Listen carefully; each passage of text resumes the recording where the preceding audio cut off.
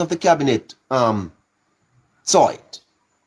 My understanding is that the minimum wage is to go to $18,500 next year. And then after that, to $32,000. Now, I will tell you the truth. I want to look at the details of this. I want to look at the details in terms of how the government plans to do it. But that aside, the details will come. We have an election on Wednesday. And I don't see how any minimum wage worker in Jamaica should not vote for this. Are you a minimum wage worker? Then here is something that 5 o'clock Wednesday, you should be at the poll. As a matter of fact, 4 o'clock. You should be at the poll at 4 a.m. outside waiting. Because if your wage moves from $16,000 over the next couple of years to $128,000 a month, then you can take out a mortgage, you can buy a car. What is here that you can't do with $128,000?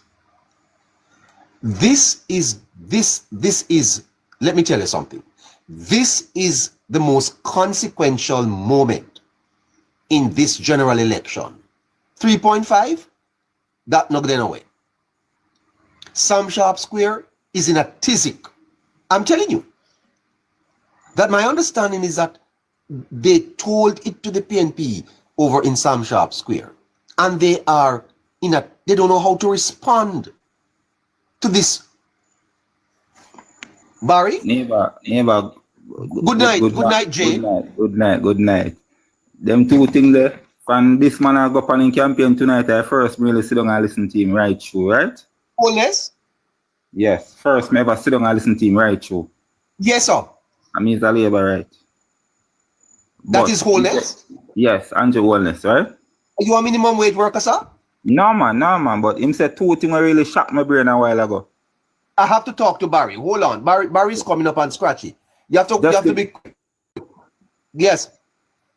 Just give me 2 seconds. Let me just finish up one topic and then I could go. You need more than 2 seconds. Don't worry yourself, Brent. Yeah. Barry, go ahead. Barry's coming up. As me there say, when man just basically say, who work at Trinidad and Barbados need to come back home. That basically when just tell Jamaican people a while ago, who are on Trinidad and Barbados, within the next 5 years, you need to come back home. Yes, yes. Hold on there, sir. Don't move. Barry, good night to you. Good night to you, neighbor. Barry, I am in shock. I am in awe. A tsunami dropped in Jamaica tonight. How you respond to that? Neighbor, the Prime Minister would have said in the past that he's a chess player, neighbor. And but why is the Prime Minister doing this to us? It's like the last move, which says to the opponent that you have lost the game. Oh yes, it's a chess. It's a chess game. And so this is the last move that he says, listen, I am going to wait and make my last move at the very opportune time. And look at it, neighbor. This is the last night of any mass meetings. But Barry, hold on. I just want to say to the listeners that the details will have to come. Yes, the detail. He would have given us some details, neighbor. And he said it's not going to be 32,000 off the bat.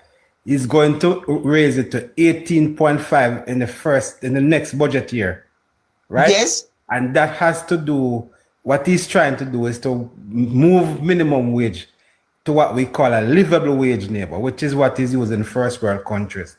And how do you measure livable wage? Is basically what amount of money do an ordinary person need to survive. That would include paying your rent, buying your bills, paying your rent, paying your bills, and buying food. And when you'd have calculated that, neighbor, that is what the amount of money that they'll make the minimum payable, which is called a livable wage. It is what is used in the United States and Canada. I think we have to wait for the details, Barry. Yes. But there is an announcement that I want to discuss with you. The announcement is that Jamaica is going to move to a livable wage of $32,000 per week, Barry. Yes, neighbor. This is earth-shattering, Barry. It is, neighbor. And when you look at that, neighbor, what it is doing, it is just moving us in line with what happens within the Caribbean and elsewhere. So right now, Barbados is at 33,000. Trinidad is at about 32, right? And what we want to do is to be in keeping with them. And neighbor, there's another aspect to it, neighbor. What we find now is that there are about 3.3% of Jamaicans who are not working. Now, is the minimum... I can't believe me ears, Barry. Yes. So is the minimum wage attractive enough to move those 3.3% out of their homes to work? And some people tell you no. So they rather, based on the fact that the minimum wage currently, based on where they live, is not very attractive. If you increase it, it will push more people to come out of unemployment to go to work because it is attractive enough to get them out. And which way that will bring our unemployment rate even further down. Yeah, because people are going to want to work, Barry. Yes, because the money is incentive enough for them, motivating enough for them to want to work. And not only that it will do, neighbor, it will push our workforce and create more opportunity for employment within the country. And taxes, revenues for government, neighbor. So it is a win-win for everybody. Yeah. Let me hear what Scratchy. Good night, Barry, night, viewers. Good night, Scratchy. Scratchy, tell me a little bit about how you feel about this presentation from the Prime Minister, especially this announcement, Barry. I'm Scratchy. I mean, a wonderful presentation, neighbor, 3 days before an election, neighbor. You know, everybody I was wondering when the Jamaica Labour Party was going to come with it. I mean, it's a very strategic, neighbor. They waited out the People's National Party. They came, the People's National Party are basically dusted. Prime Minister came up with a livable wage to the neighbor, saying that over the next JLP election cycle, they're supposed to see the minimum wage move from 16,000 to 32,000. Not bad, neighbor. Very good. As I said, pointed out, neighbor, yes, we're going to expect to hear the specifics of it, how going to be introduced and stuff like that. But nonetheless, as I said, the announcement was made, and you know this is a Prime Minister who keeps his commitments. This is a Prime Minister who we know that if this is something to be introduced, neighbor, any Prime Minister to do it is definitely honest, definitely. So I don't think he come and make a pronouncement like that and not back it up. He definitely knows how he will. And I expect tomorrow, neighbor, the praxis on the People's National Party side will be coming out in their critiques. And I expect the Prime Minister to be armed and ready to give some form of explanation. It's 3 days to an election. Wonderful. Any Jamaican, they live in Jamaica, neighbor. Majority of the population live off minimum wage, neighbor. So this is very significant. And this is definitely putting Jamaica in the right direction. And I applaud it very much so, neighbor. As I said, I see Canty Dostan talking about all of a sudden we accept that livable wages are possible. Yeah. I want to say to you, Canty Dostan, that I don't know that you can live off $16,200. You Canty Dostan. I don't know that you are living off that. I think that I know there are some Jamaicans, the distribution of wealth in any country, Scratchy, Barry, must be looked at equitably. And if Jamaica can afford to gradually increase wages, it is best for the country. Don't you think? Definitely, neighbor. When you look at Canada, neighbor, here in Canada, neighbor, they're basically just introducing something like a living wage here. It's basically just coming introduced. Where persons who are working, who even though you're working, neighbor, you cannot be the basic need. The government will give you some form of assistance towards the salary. And I am expecting that the minimum wage increase to 32,000 in Jamaica. I am definitely expecting some form of government assistance as well towards it, neighbor. I think that will be some form of specifics towards it. Not to total try to jump the Prime Minister, but I'm expecting that form of direction. But definitely realistic, neighbor. Yeah. Barry, what is the politics of this, Barry? How do you think this is going to play over the next couple of days? It's a big announcement. Neighbor, this, like I said, it's a masterful move. And the timing of it, neighbor, is what is going to kill the Hold on, Barry. I want to say to you too that this is not something that the Prime Minister plucked out of any hat, you know. No. This appears to have always been on the table. Has always been on the cards, neighbor. And it was kept very close to his chest.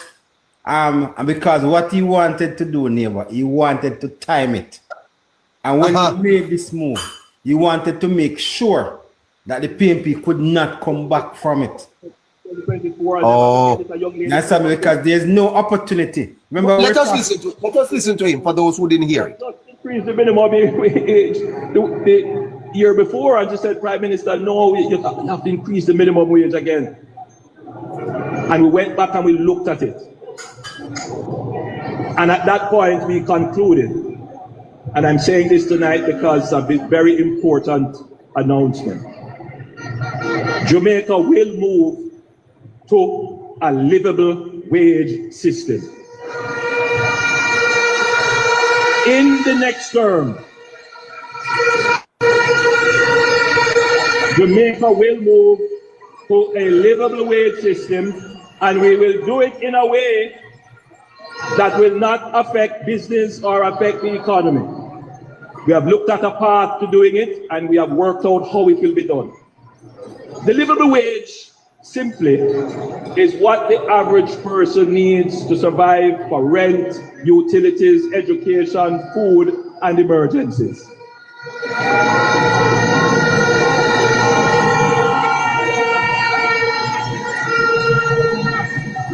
So, over the next few years, in our third term, we will double the minimum wage from $16,000, what we have carried it to now, having almost tripled it, to $32,000. There you have it, Barry. Barry? So neighbor, so what I'm saying to you now, the timing of the announcement, neighbor, is very, very, very critical. Because what it is, neighbor, it is to make sure that you would have given the Jamaican people an announcement that they will gravitate towards, and the PNP cannot come back because they do not have the time. Because there's no other mass meetings, there is no other opportunity for them to do that, because tomorrow is our last day of official campaigning. Okay. Oh, this is the last move. So this is the last move. There's no other mass meeting unless the PNP is going to come up with another mass meeting tomorrow. Tomorrow is going to be the last day of official campaigning, because you cannot campaign 24 hours before an election. Let's outsmart them. Oh yes, and we had discussion. I told you when we talked earlier today that what the Prime Minister would have done to the PNP would have put them in a corner and blocked them out. And then when he actually blocks them out, there's no way out for them. And there was a little loophole. They were in some sharp square tonight. But the thing is, when he blocked off that one with this, when he blocked off that hole tonight with this announcement, there's absolutely no way out. So they're actually encircled. It's checkmate. It's checkmate. Yes. Yes, because truthfully, Barry, this does not sound like something that Holness no always had. He said he studied it with 25,000 people. Yes. You know, so neighbor, it is like I said to you, he told you from the very get-go that he's a chess player. He's not play a draft. So the poll the poll today, that they're gonna have to come in another poll. They have to come in another poll. So then this not to go out today and tonight and tomorrow morning and come up with there a has to be a 10% poll lead. on Tuesday. Throwing the PNP 10 points ahead. Wow. Yes. So, This is fantastic news. Yes. Let me tell you something. This is politics at its very best. We're learning here, Barry. yes. Scratchy? Yes, neighbor.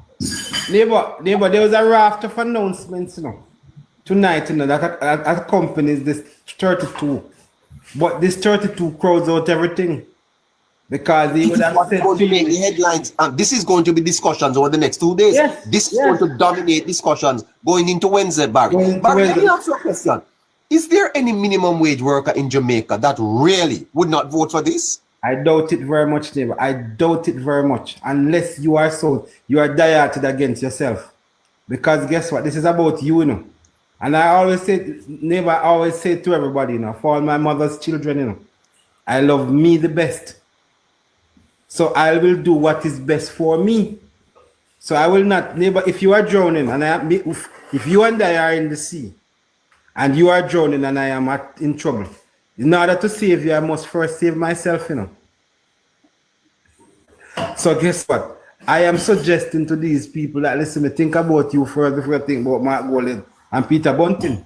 But you know what is interesting, Barry, is that as I was listening to the PNP in Stamp Sharp Square, and it's pure comedy, as usual. Well, neighbor, you know there are a party of gimmicks, and they are using gimmicks as a means. Gimmicks, lies, innuendos, half-truths, and character assassination to win these elections. And neighbor, I've always said to you that only a fool does the same thing the same way and expect a different result.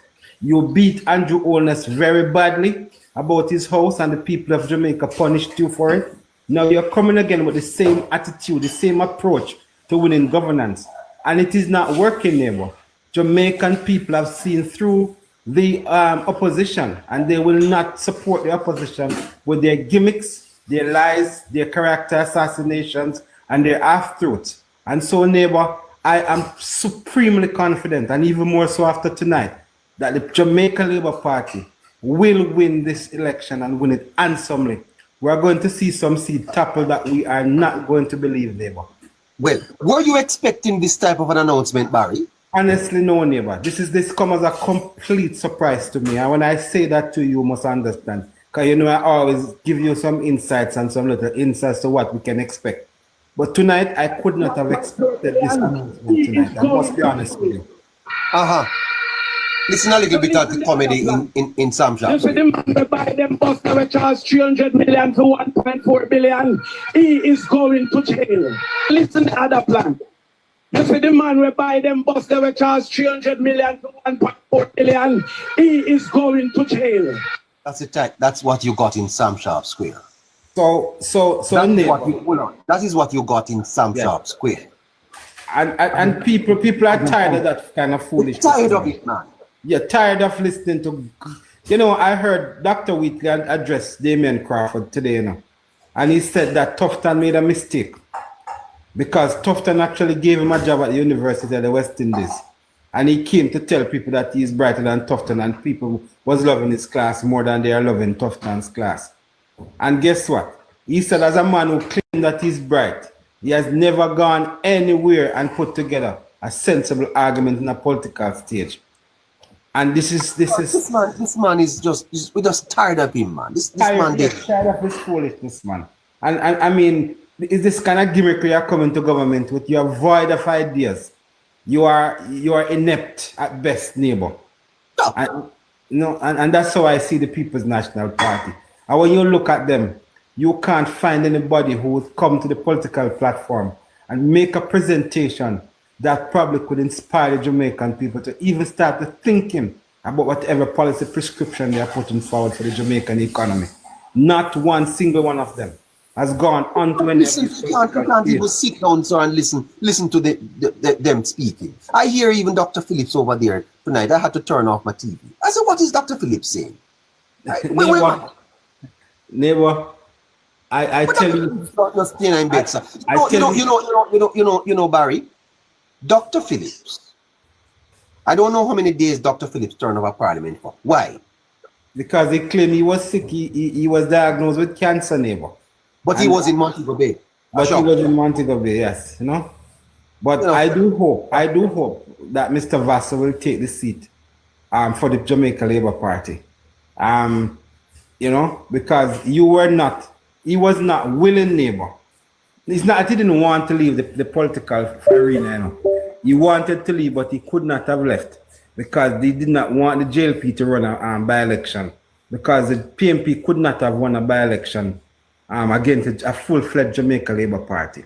And NCL done until now. And that is why sometimes I say to you that I am open that Vassar will win that seat, because signs were shown from a long time ago that seat was actually on the cusp of becoming a seat that can be won by the Jamaica Labour Party. And we have seen signs currently in the constituency. They're keeping it pretty low-key. And some people in Jamaica Labour Party are very confident that seat will come over to us. But we'll see after the 3rd of August, neighbor, of September. Okay, let me take you back to Spanish Town. A very large meeting, Barry. The Prime Minister is actually saying that it's a larger meeting than halfway through and some top square. Yes. Maybe saying that it is larger than both is a little bit of a stretch. A little bit of a stretch, but it's a pretty decent meeting. And you know, Barry, some constituencies were not even there. Neighbor, let me tell you what happened. You see, right there where that meeting was kept, neighbor, it was a very strategic location. A lot of people in Jamaica and elsewhere don't know where that is. They say it's at the roundabout, and it is actually adjoining 3 constituencies. In fact, 4 constituencies. So it's Babsy Grange, Denise Daly, Fitz Jackson, Andrew Wheatley, Chris Tufton, Natalie Nita, right? I don't know how many seats that I call. So it's the border within that little square there. All the seats that are there. It's Fitz Jackson down in Duncan's Pen, down on that side. Denise Daly, Olivia Babsy Grange, Andrew Wheatley right there. Dr. Christopher Tufton down at St. John's Road, Natalie Nita down at Walks Road. Right? So within that little circle there, that is how many constituency people can actually walk. So St. John's Road, 31 Olmsted, Tarston, Leslie Pen, Duncan's Pen, down in Spanish Town Central, Olmsted, Old Harbour Road, St. John's Road.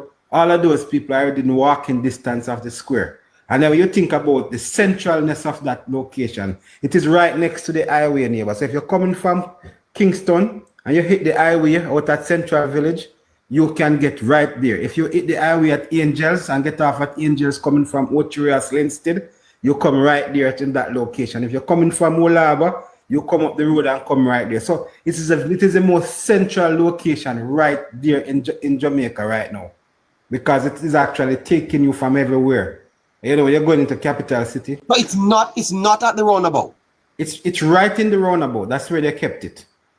So every road, all roads lead to that roundabout, neighbor. So how the traffic moved, Barry? Well, the thing is, basically, neighbor, what happened is that you see that roundabout, there are so many different areas that you can go avoid that roundabout. So you could go the highway to avoid the roundabout. You could go through Camarty, go through Duncan's Pen and get back onto the highway, get back onto Spanish Town bypass. So if you're coming from Old Harbour Road, you could go through Camarty, go to Duncan's Pen across that road that takes you to the highway and come back right at the Salt Factory Road coming from Old Harbour side.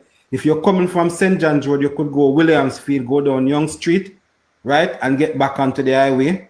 If you are coming from Spanish Town, you can go around Duncan's Pen. If you are coming from, say, Kingston, you can either take the highway either east or west, right? So basically, there are so many ways around that roundabout, neighbor, which is not necessarily taking you too far out of your destination. So thank you. So, Barry, the mass meetings are now over. We cannot campaign Tuesday, so tomorrow is the only official day of campaigning, correct? Right. Yes. So tomorrow the Prime Minister will make his final stop in Clarendon, which is going to, I think, he's going to Sibley's and he's going to Warren and probably going to Cousins and some other places in Clarendon.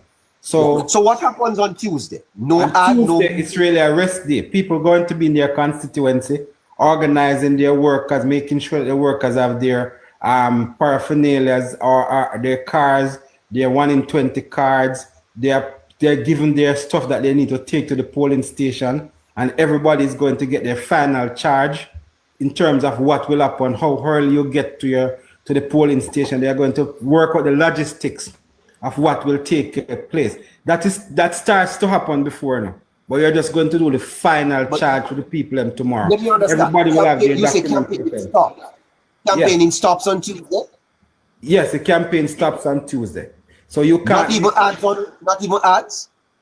Well, I'm not sure about the ads, neighbor, but in terms of physically being out there... groundwork, you can't actually... Ads by a certain time, yes, neighbor, ads will also have to be removed too. Ads will also, ads are apartheid as well. Yeah, you have to suspend those. Right. Per the law, neighbor. Per the No law, ads He's on suspended. Tuesday? Sorry. Let me get. No ads on Tuesday? No ads on Tuesday per the law. 24 hours before the election. Yes, 24 hours you have to suspend all of those. Right. Okay. I wonder if we can come on. We're not. Social media, no problem with social media. Yeah, you don't follow the law. Just joking. Yes, Barry. So tomorrow, therefore, is the final day of campaigning. Yes, tomorrow is the final day of campaigning.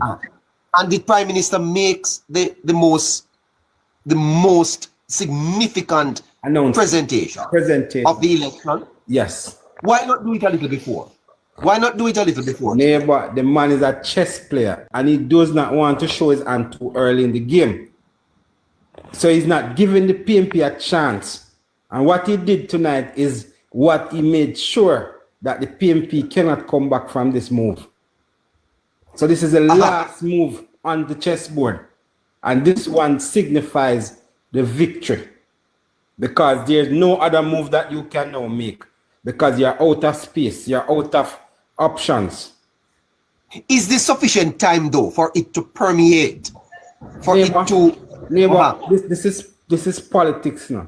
And news like this, neighbor. I was just before I came on, I was scrolling and I passed a PMP live. And they were over there talking about it. Right? Talking about 32 and 18.5. And saying, boy, that is not possible. They have to go meet with the public sector and the private sector before they can announce such a thing. So right away, neighbor, even before it drops properly on the table, everybody gets it. Sam Sharp Square got it the moment it left the Prime Minister's mouth. That's what my understanding is. Right. Yes. So it is all over the place, neighbor. If you call a Jamaican and he's sleeping right now, he dreamt about it, neighbor. Oh? Yes. You are so good that you put it in their dreams? Yeah.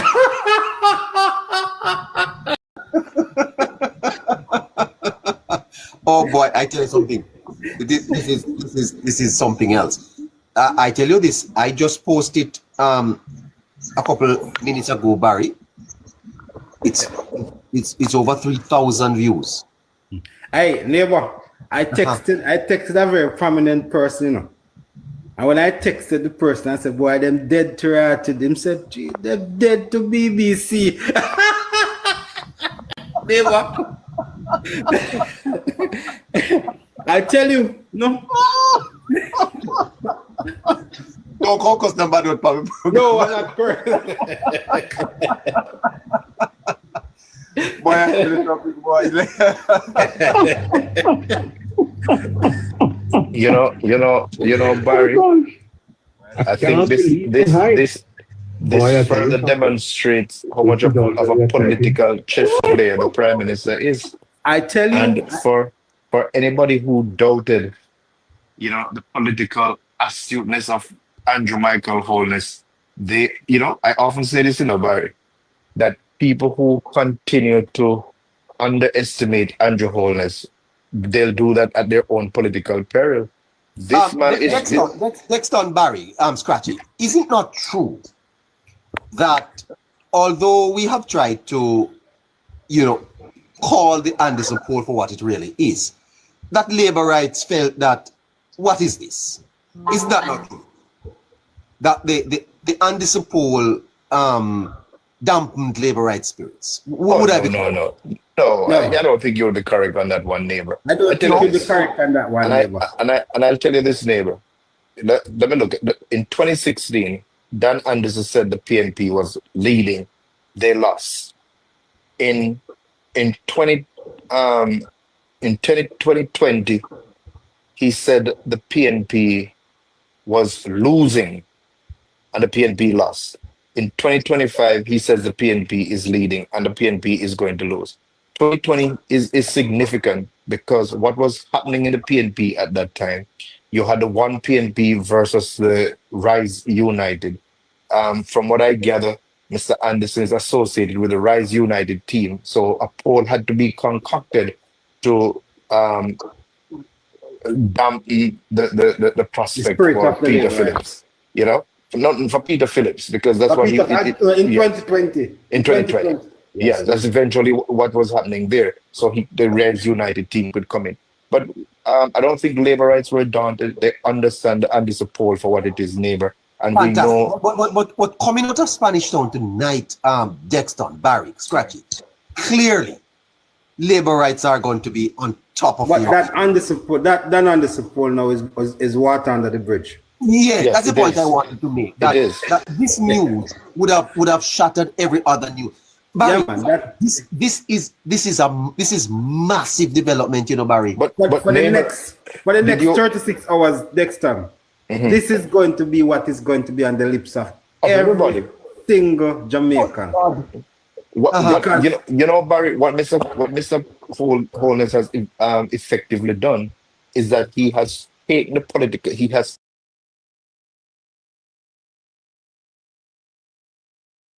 captured the political narrative that Yes. every single song. That Yeah. definitely. Yes, when you go to the lines on Wednesday, this Yeah. is what people are going to be talking about. Yes, the discussion will be centered around this. Neighbor, Yeah. I tell you something. When you hear about this development, not only will you see the unemployed Jamaicans getting out to go to work, but you will see people in the United States will self-deport themselves because they feel that they can come to Jamaica and work for a livable wage instead of being here in the United States and suffering, waiting on an opportunity for that almighty green card. And you know, there are thousands of Jamaicans who say, boy, it doesn't make no sense. Me go home. But now this opportunity presents itself, neighbor. We are going to begin to see people self-deporting themselves. Because thinking I don't know if you remember when Michael Manley announced free education, sir. Yes. It's bigger than it. Oh yes, man. This is huge. Neighbor, this is biggest political this is like announcement. a tsunami that was dropped in Spanish Town tonight. It is the biggest political announcement. You know, that has Barry, ever been you made. framed me. I was gonna say it's a political earthquake, but you have gone further. but neighbor, you know, when you think about it, you know, it shows how this Andrew Holness administration and by extension the JLP is thinking about developing this country. Yes. We are I getting am watching the comments on it from the comrades. They are in absolute meltdown. Yes. yeah, man, they're confused. Right, I mean, they're in a tailspin. they- It has put them in a tailspin. Neighbor, I am praying for those people driving back into Kingston and to their different homes. My goodness. Look at Because this. they may be distracted. Comrades are going mad. Yes. The rum is taking a toll. The rum is beginning. Go ahead. I'm monitoring the comments from the announcement Yes. online. Comrades are very angry tonight. Yes, very, very angry neighbor. And the truth is, they are trying to have spin doctors, but these spin doctors, they don't have any training. They don't know exactly how to spin things. And guess what? The fact is that Holness has the credibility of implementing what he promised. Oh yes, and that is what people will believe, neighbor, because he promised you 1.5 and he delivered. He promised you 1.8 and he delivered. He promised you no taxes and he delivered. He promised you roads, he delivered. Neighbor, this man, if he promise you a wife, neighbor, you will get it. And Barry, it is interesting that you guys say that, you know, because I was talking to a lady today, and you know what she said to me? She says that if Mr. Holness says it's going to be done, it will be done, because everything he has promised, he has delivered on it. Yeah. So that's how people are looking at him, you know, Barry, Scratchy and Neighbor. You know. People are looking at this guy and they're saying, listen, if he says it, it's going to be done. Guys, I'm telling you, the internet is blowing up. It's gone viral already. The internet is blowing up. Neighbor, this announcement. Neighbor, let me give you something that is happening here in my house. I have Central here, and it is at about 76. And since the announcement, neighbor, I am sweating. I have to be turning on the fan. Your air con.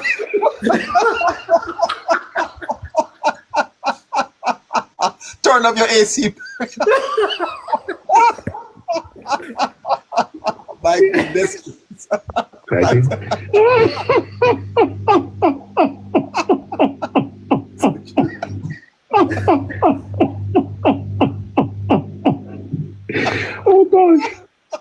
Can't believe me. Hi. Boy, I tell you something. This is all very exciting.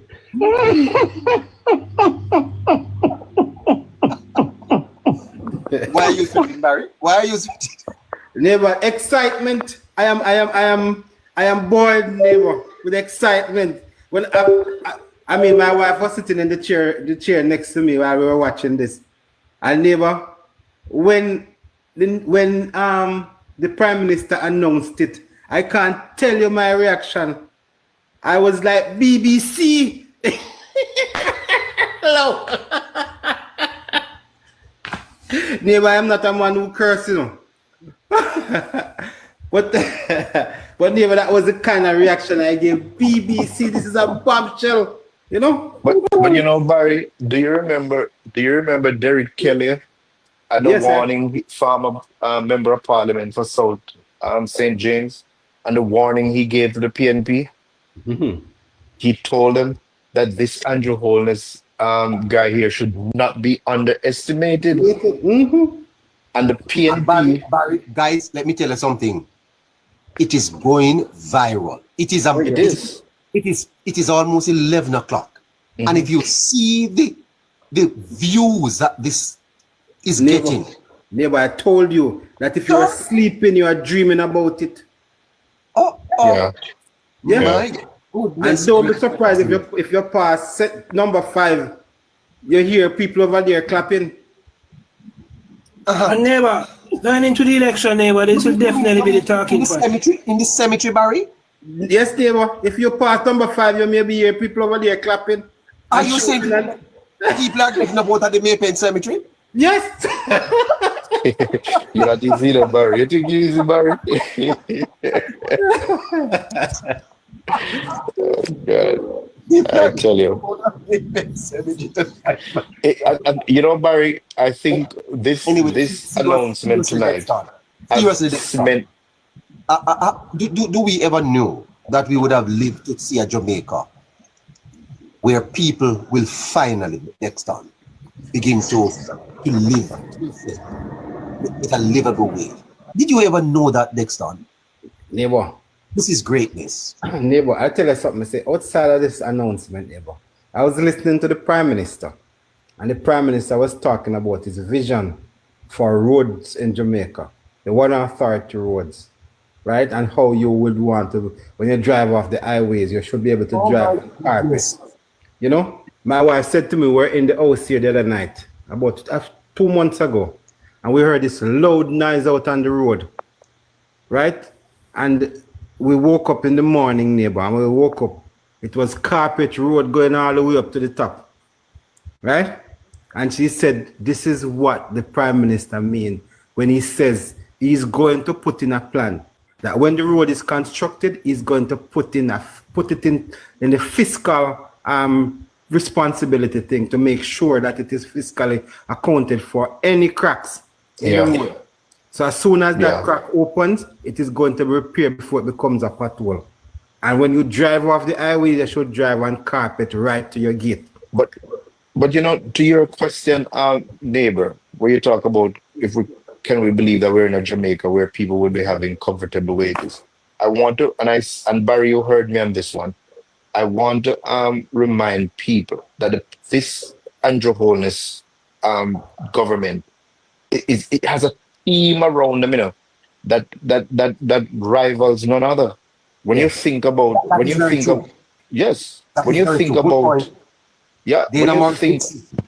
Dana Morris Dixon versus a Damian Crawford. Come on, you know, you think Arjun Marks. Yes. In the Ministry of Efficiency and whatsoever else it is called. Matthew Samuda. You talk about a Matthew Samuda. We talk about a Favour Williams. Don't underestimate Favour Williams. Camila Johnson Smith. A Camila Johnson Smith. When it's a powerful team he has around. Tufton, yeah. I remember we had Dr. Andrew Wheatley was out there in the wilderness. Still out there and he's still working. Was in the wilderness. Yes. Right?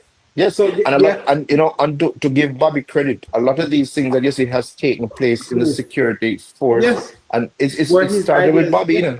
Yes, The Jamaica Eye program, for example. Thank you very much. The purchasing of all of these boats and these Thank you very much. helicopters and all of those things. Yes. Started with Bobby. The same person that Dayton Campbell was running up and down and telling people, calling him a downs, you know. So I'm telling you, he has a very powerful team around him, and that's what makes a difference. And that's why I say to people, when you go out there to make a decision, ask yourself the question: do you want a Floyd Green or do you want a Dayton Campbell? Right? You know, do you want a Darrell Vaz or do you want a lazy Mikhail Phillips? Is it a lazy Mikhail Phillips you want or you want a Darrell Vaz? You know, these are the questions that people will have to contemplate. Casey has joined us. Good night, Casey. Casey has joined us. How's it going, Casey? Hey, what's up, neighbor? Barry, what going? I'm here, Casey. What's I'm up? here. What's up, Dexter? Scratchy? Big up yourself, Casey. Casey, are you going to Got change you your all phone gone. after this announcement? Oh yeah, bro, in the building. Good night, everybody. What announcement later? I just woke up. You tell me you dreamt about it, because I was telling neighbor that everybody who was sleeping should be dreaming about it. I just wake. Trust me. I was on the road today. I went to Manchester and came back and I fell asleep. Now, who wants to break the news to him? You go ahead, Barry. I didn't watch The Prime I Minister didn't watch just the meeting. announced Scratchy, what's up? the minimum wage will be moved from $16,000 to $32,000. You heard that, Casey? When? He announced it in Spanish Town tonight. And he's going to start with 18,500. Explain. He said, Where the go again, Barry. he said that Jamaica is going to move to what is called a livable wage. Right? To a livable wage. Yes. And as a result of that, he will move minimum wage in the next term to $32,000 from $16,000. And starting in the next financial year, it's going to move Gradually. Yes, $18,500 in the next financial year, which is starting March. Okay, so it's looking to move it about $3,500 per year. Definitely. That's good. That's good, and with where we are now, it can happen, and those are the things we should be looking to move. Not to stop people from pay who are working over 2 million to 3.5 million per year from paying tax. When you do that, how you run the country. I understand having them paying less tax by moving the base tax from 25% to 15%. Yeah. But how you want to tell how somebody that's working 3.5 million per year is not supposed to pay income tax when others are working as low as $16,000 per week? And 3.5 million per year is $75,000 per week, you know, Barry. Yes, 120,000 persons too. And you know what, Scratchy? So I can't understand Mark Golden's logic. No, but the unfairness of it, is that we're asking the majority of workers to pay taxes for 120,000 people, which is not a fair distribution. Tax rollout. It's not a fair distribution. There's no equity in that. And as much as I would like to see the income tax threshold move to about 3.5 million at some point in time, or maybe not, or people working 3.5 million can really afford what 3.5 million can buy now, by the dollar getting stronger or some way, or inflation coming down, but that's not the priority right now. The priority right now is to move people that are on minimum to livable wages. All right, Casey, let me tell you what. That's where the gap is in our economy. Let me tell you what is and the best way to do it, hold on there, Barry. The best way to do it, is what the Prime Minister is proposing. Let us increase productivity and strengthen our economy in that way, and then we can do what we're supposed to do regarding that.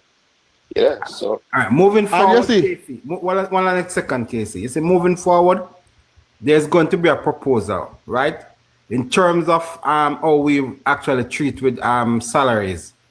When the fiscal space is so much that we are able to afford it, what we will do, instead of giving people who are within the tax threshold an increase in their salaries, what we would do is to remove the tax threshold to a higher level, providing them with more pay, and increase the salaries of those people who are below the tax threshold to provide an equitable distribution of income for everybody across the scale.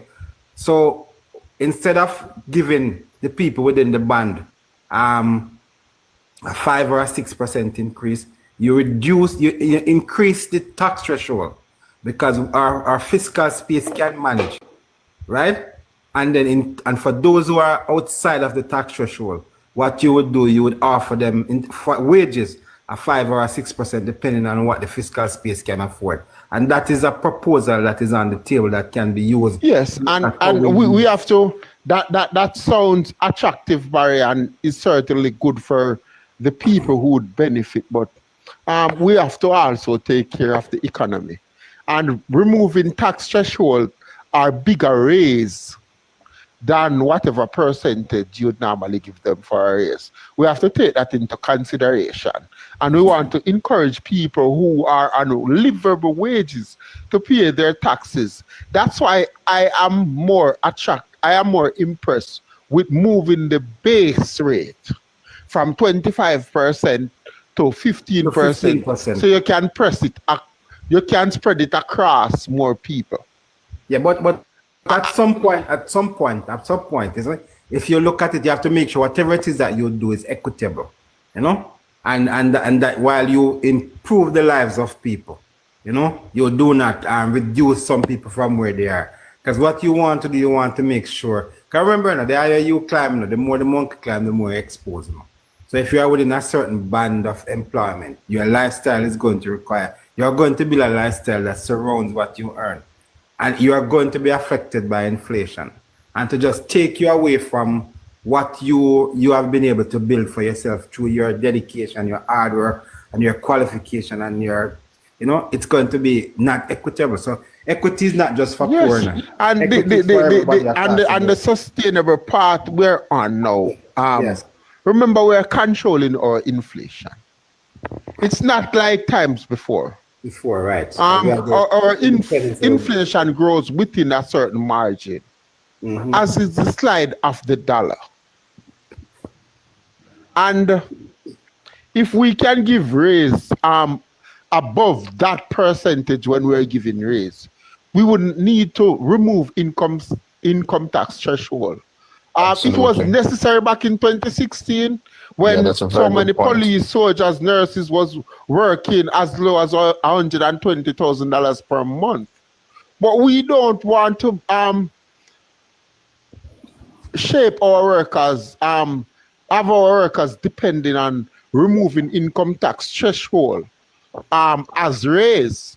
We want to be able to give them 6%, 8%, 10%, and in no first world country is really giving away their taxes. It's like telling your kids, encouraging your kids to shirk their responsibility. You and I and Dexter, Neighbor, Scratchy, who are all on livable wages, should be encouraged to pay our income tax. The income tax threshold was moved to 1.5 because $1.5 million was doing very little, and people who are professionals in the public sector were working 1.5 and less at the time. Now, none of those people are working less than 2.8 million. All right, Casey. I don't think the threshold should move again for now. Let me tell you, PAYE is a very inequitable way of collecting taxes, right? And because what you find is that when you depend too much on PAYE, you find only a certain percentage of the population bear the brunt of paying taxes. So what the government is moving towards what is called consumption tax. And consumption tax affect everybody regardless of where you are in the society. So the more money you spend, the more consumption tax you pay.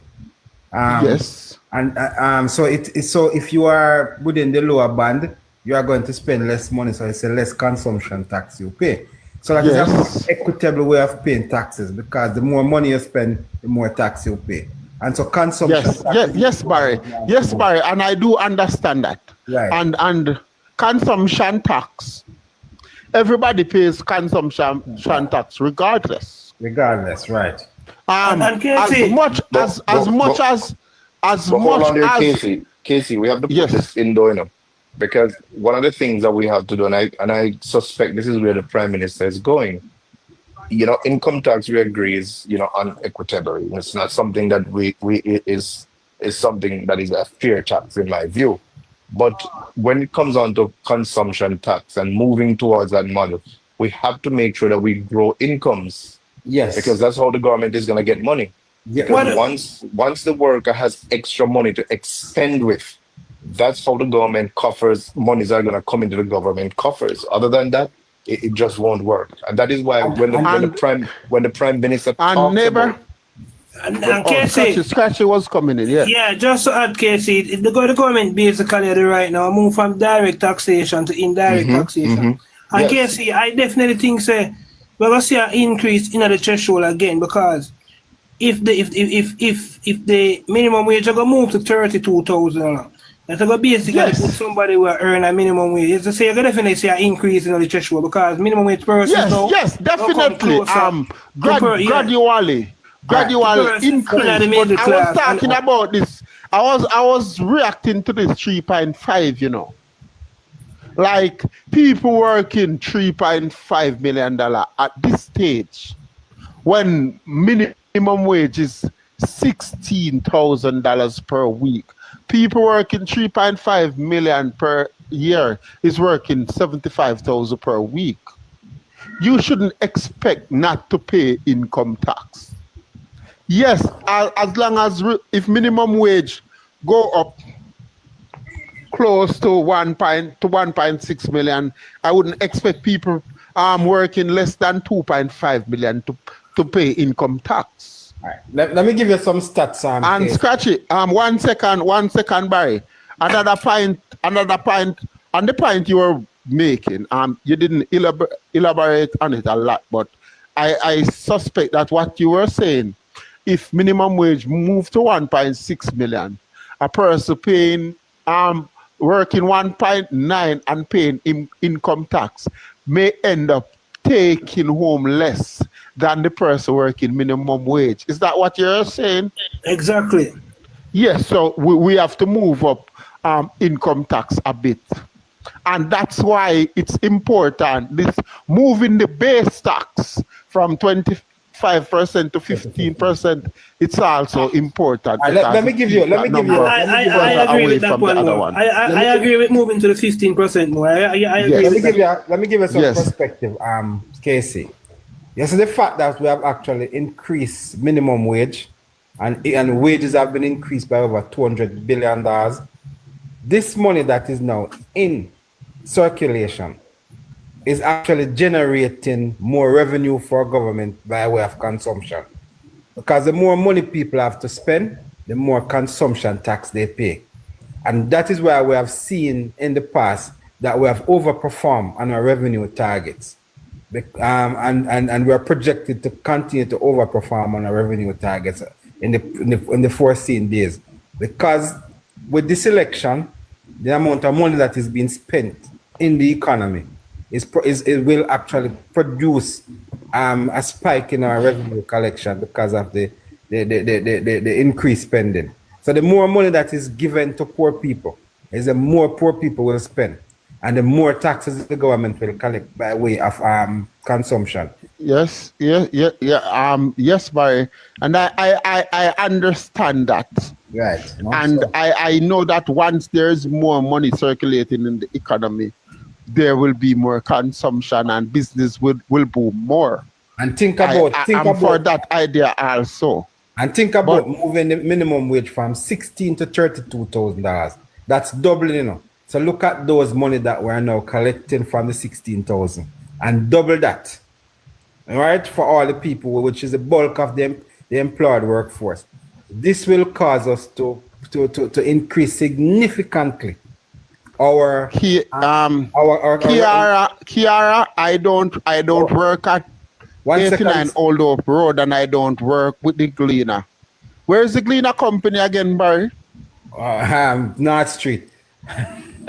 Not exactly. Right. So Kiara is asking me what the Dan Anderson poll say. I didn't have time, Kiara. Right. I was reading important stuff today. All right. So basically, Casey, so what we'll see is that the bulk of the minimum wage, the bulk of the people work in Jamaica are working minimum wage. And remember, it's not just government that people work with minimum wage, the private sector. So what the government is actually doing is extrapolating more money from the private sector to pay their employees, which they will in turn spend back within the economy, which will create a lot more revenue for government and will stimulate growth in the economy. So this is a win-win for everybody. It will stimulate growth for the private sector by spending more on your employees, who will in turn buy the products that you produce, right? Which will in turn create revenue for government through taxes or consumption taxes, which will cause the economy to grow, which will expand the economy over time. So it is not something that you must take lightly. Increasing money supply in the country is good, and guess what we're going to see? We're talking about import and export deficit, trade deficit.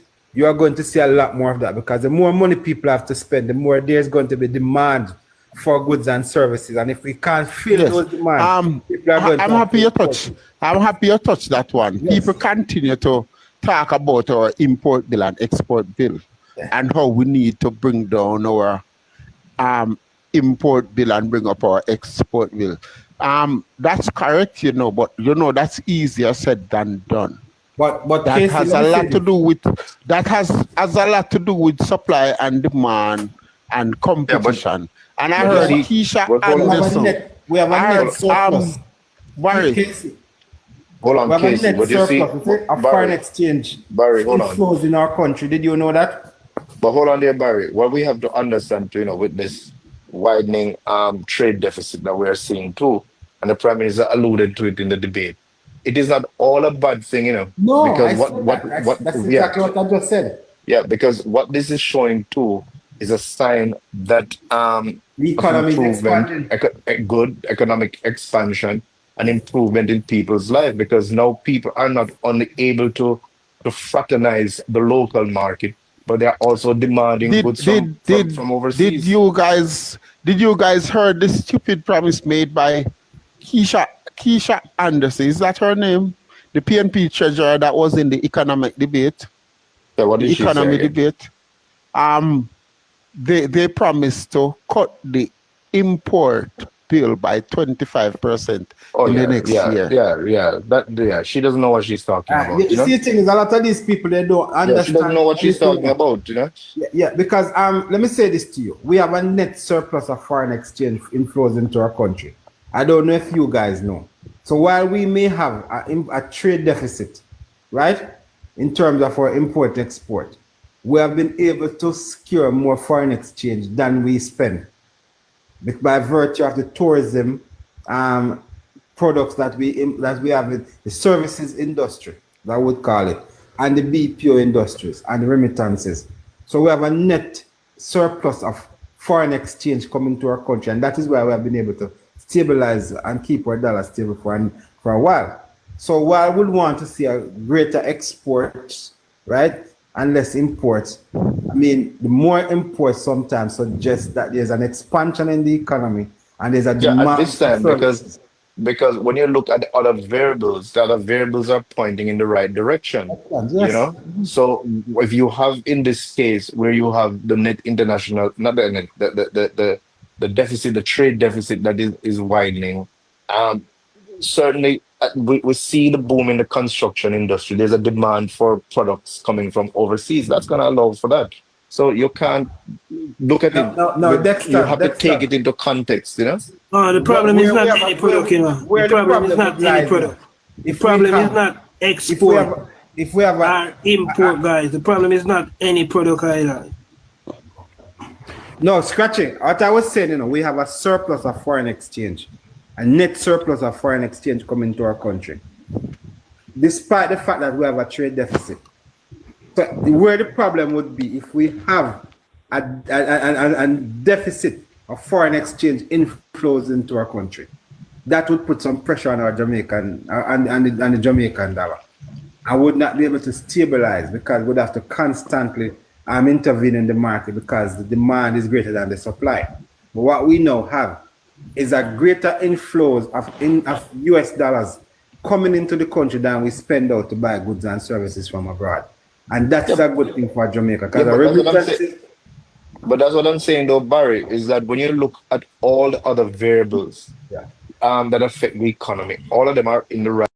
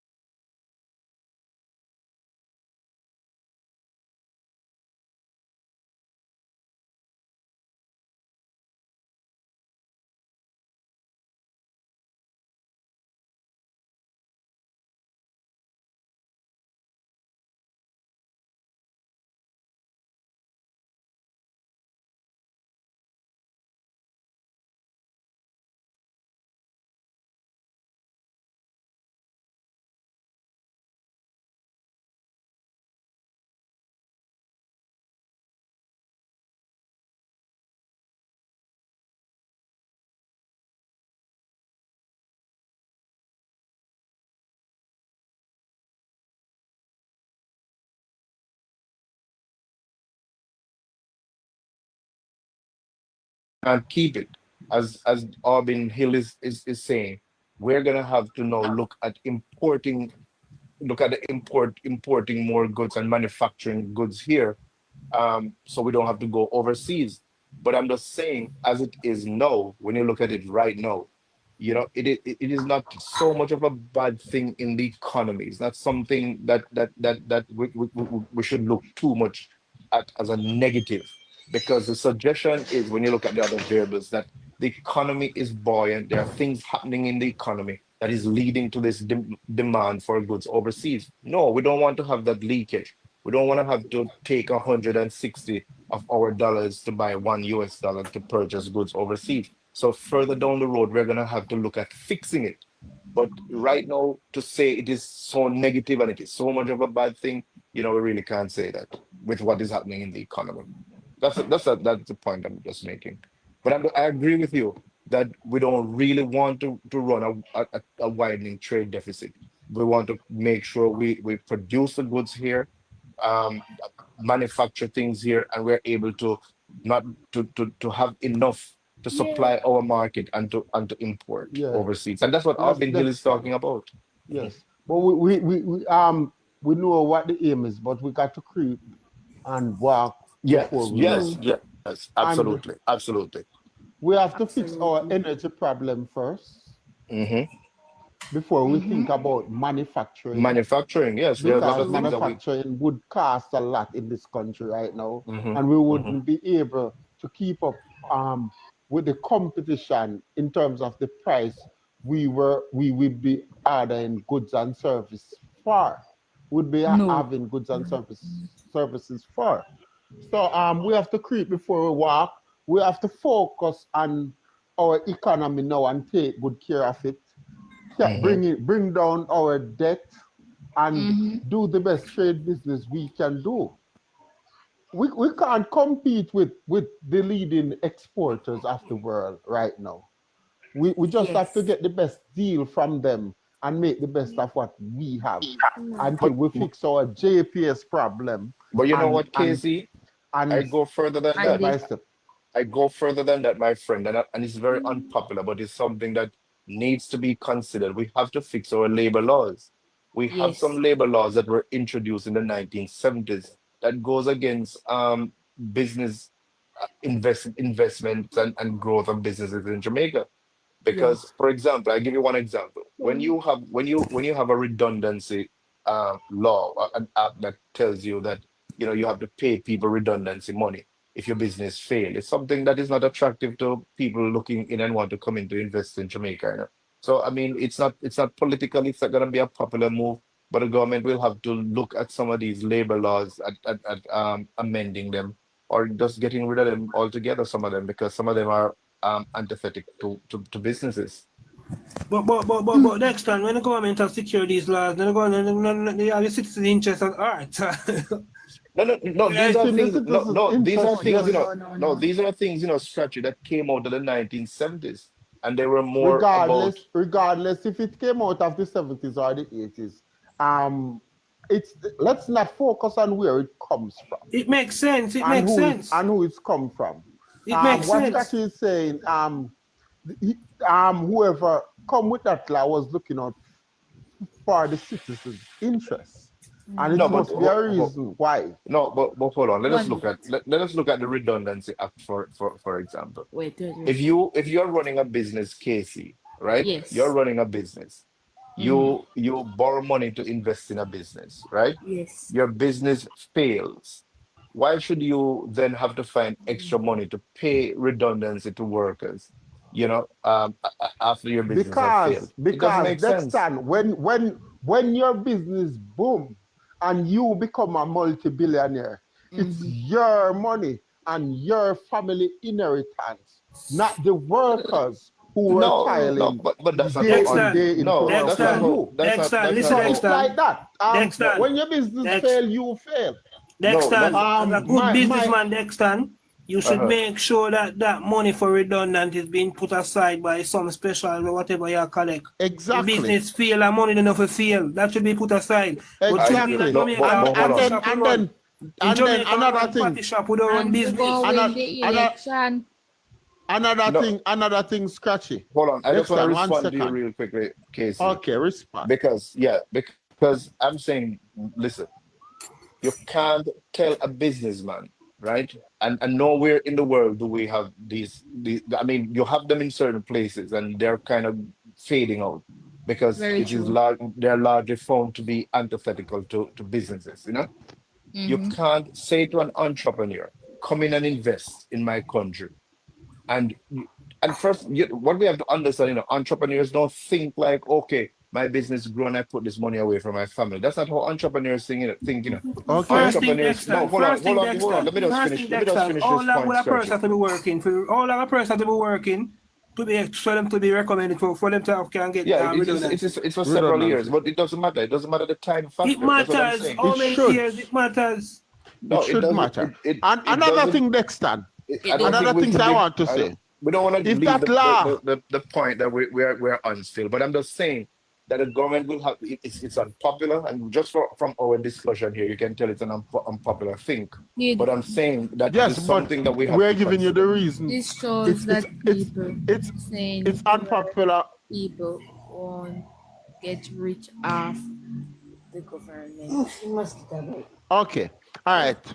One second. Dexter, Yes, if I'm that I'm law hearing wasn't in place now, you. and somebody is running a business, say you're running a factory over there, and Talk. you decide to, They can't hear you. Neighbor, come back. We love you. All right, you mute your mic, young lady. Mute your mic if you're not contributing to the discussion.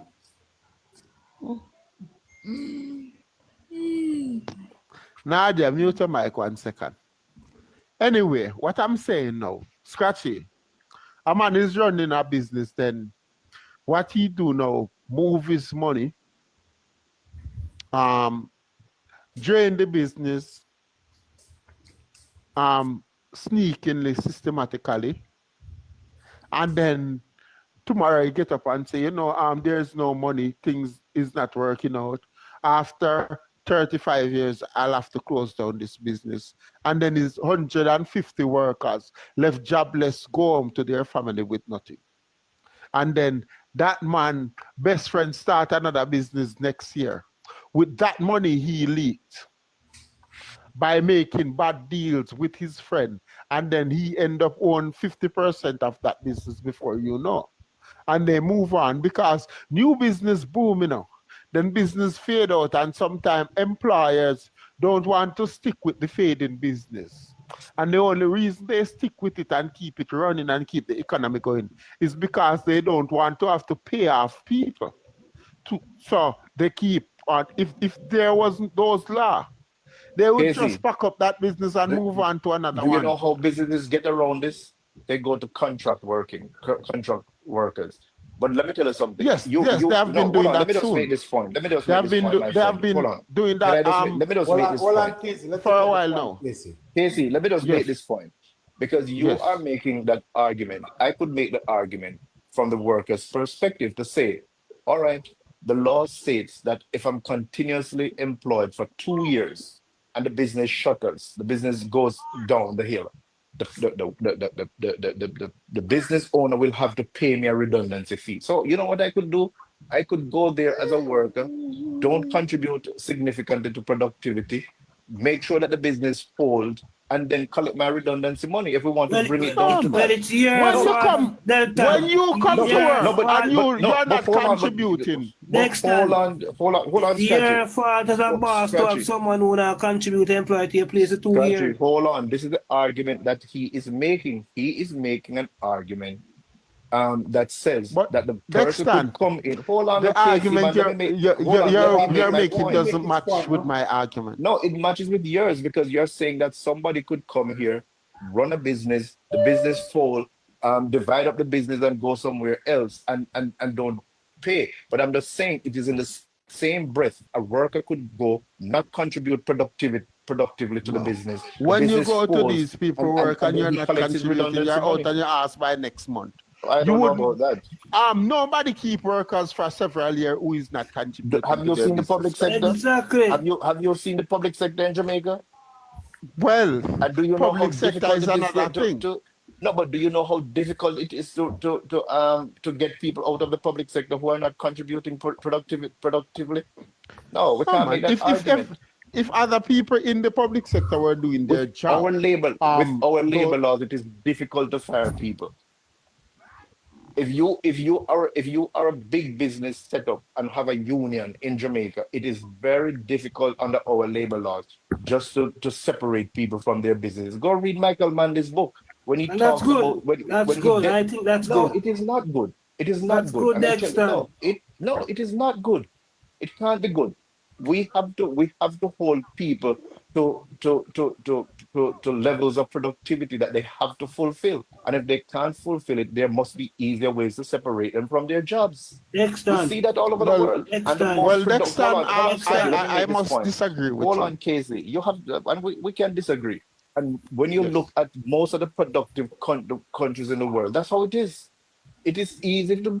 That's why in Singapore they don't subscribe So, to having unions there because we have to find ways to separate people easily from their jobs if they are not contributing productively. What happened in the Jamaica is 1970s? unique. Hold on, Casey, man. Let me just make the Jamaica is point, unique to Casey. all these countries we Casey, use as example. Casey. Hold on, let me make Yes. the point, man. Let me just finish make the point. I'm just simply saying to you, and it is unique because we have a set of labor laws in Jamaica that panders to popularity, came out of the 1970s, that hated and were built around the popular notion that the worker owns his job. Go read Michael Manley's Politics of Change. That's what he Dexter, how you talks about. support the Labour Party, Dexter? A What you party that mean? was created out of union. How you support the Labour Party with these type of objection towards workers? What you mean? How do I support the Labor Party? I support the Labor Party because And I tell you, go the read Manly book. what do you mean? What do you mean? How he I is no pro no no no. business. What do you mean? No, How I the thing support the is, Labor Party? You're not listening to me, Scratch. And Dex, Dex, don't let us have to Dex, go down into the Dexter, gutter with this Dexter, argument. What kind of No, question no, is we're that? not going down the Dexter, road, no, Dexter. You're asking me that Dexter is nonsense actually because I'm pro Dexter capitalist. I send you to believe read that because he's pushing an anti-socialist yes. agenda.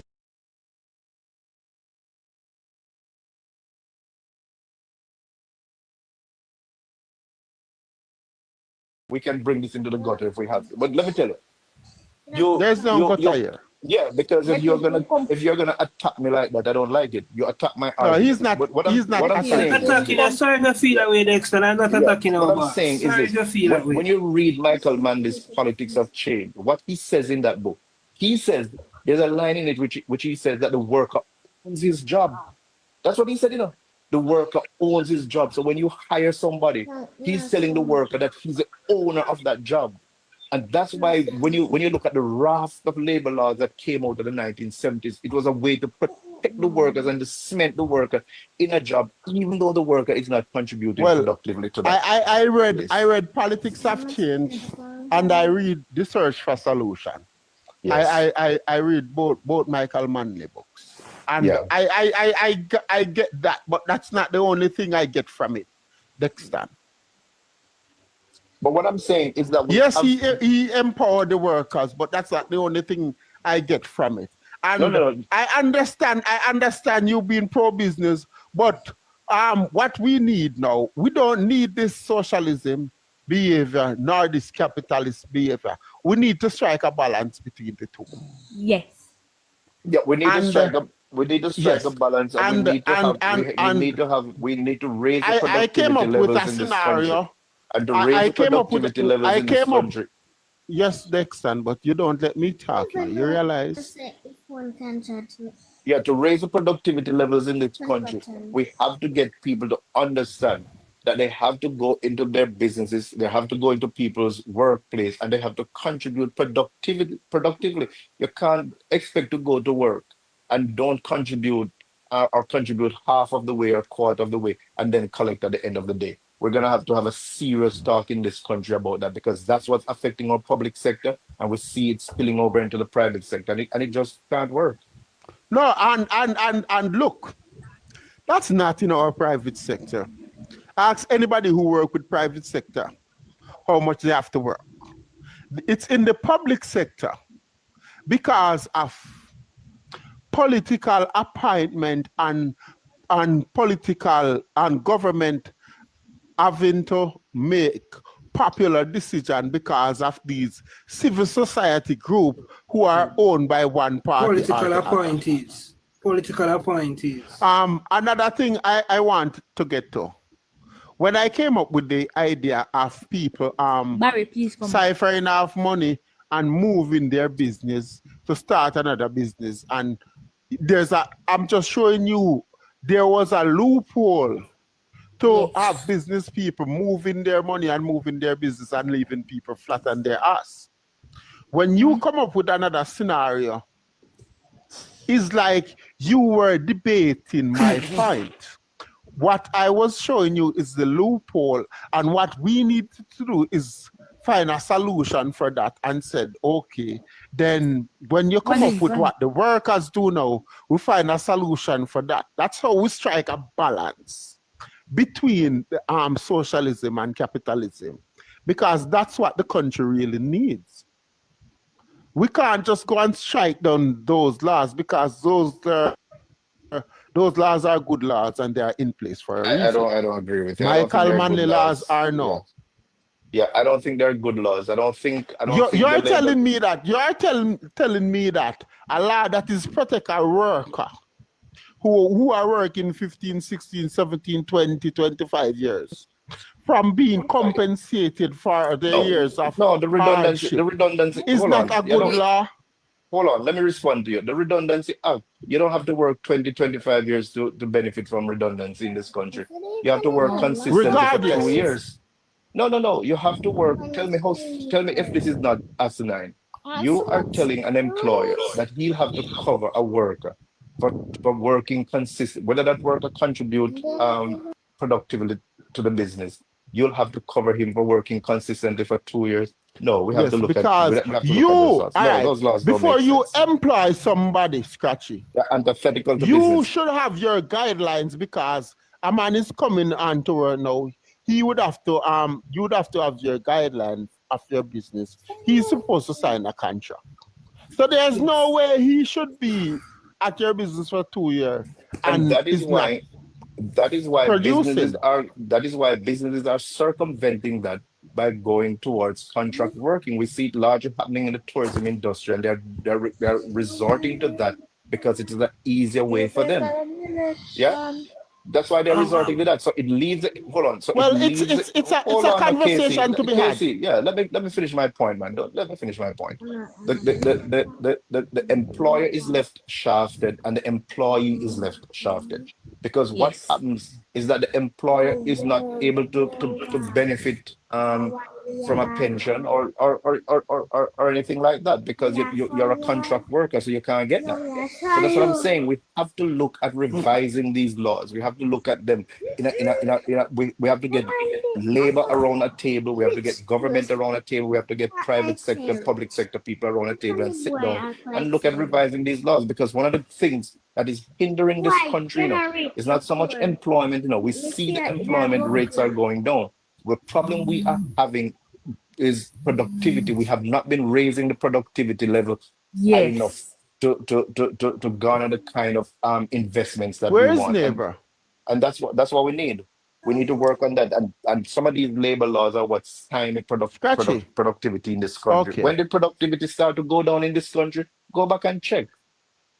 It started in the 1970s. Okay. I get you next time, but there's a conversation to be had Let me add my about that. gentlemen, Mackie fix. yes, listen. In law that All right. Hold on there, guys.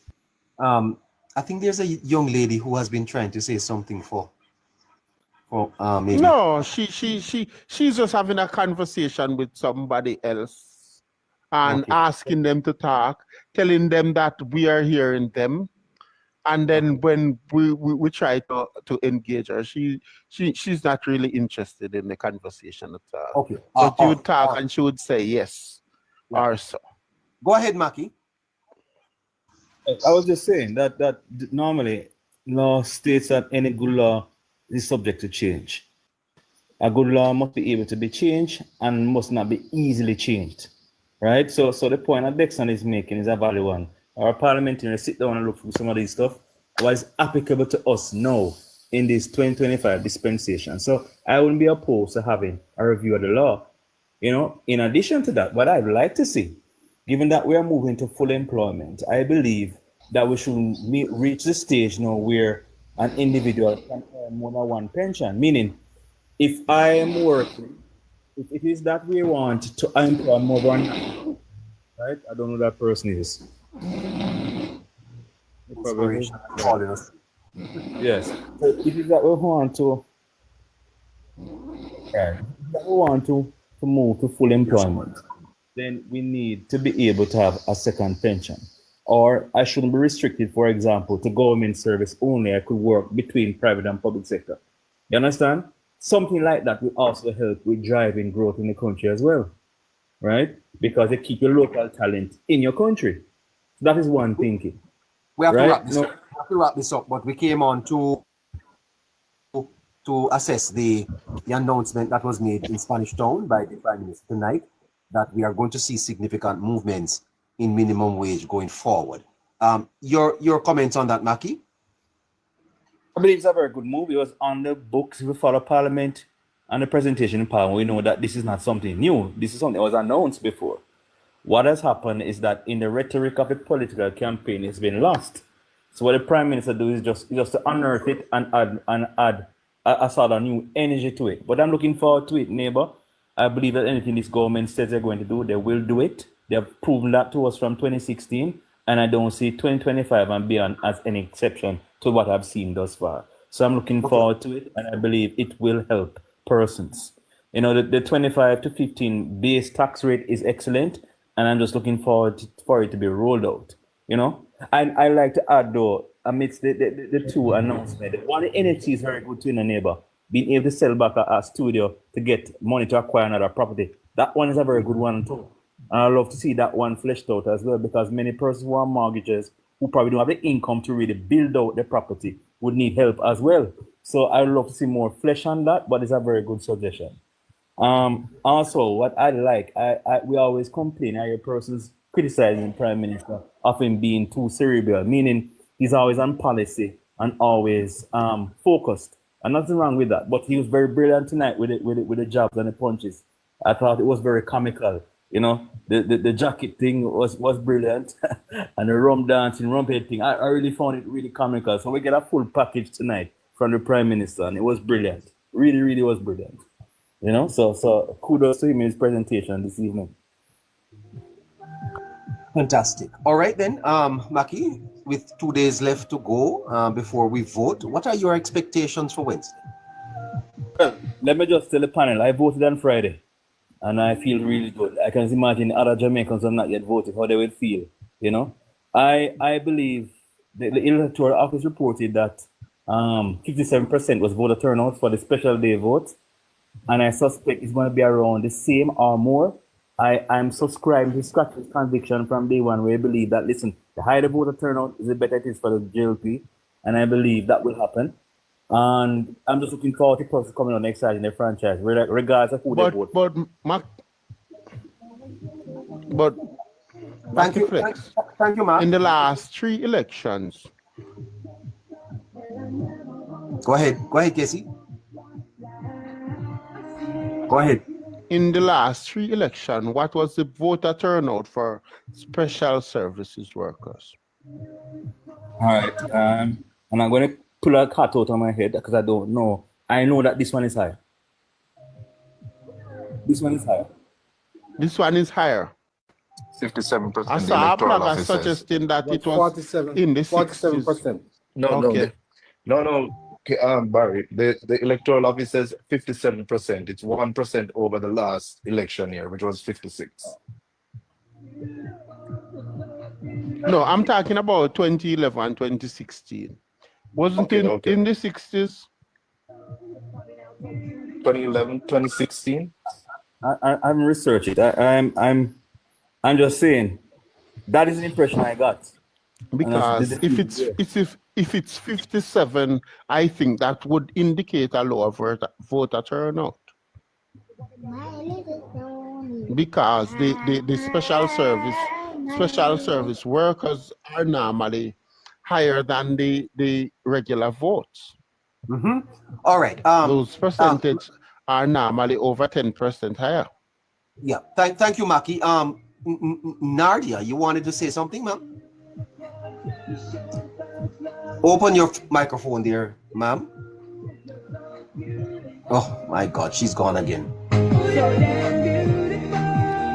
She said she wanted to say something. All right, Nardia, send me back a request. Or Inspiration, are you there? Inspiration?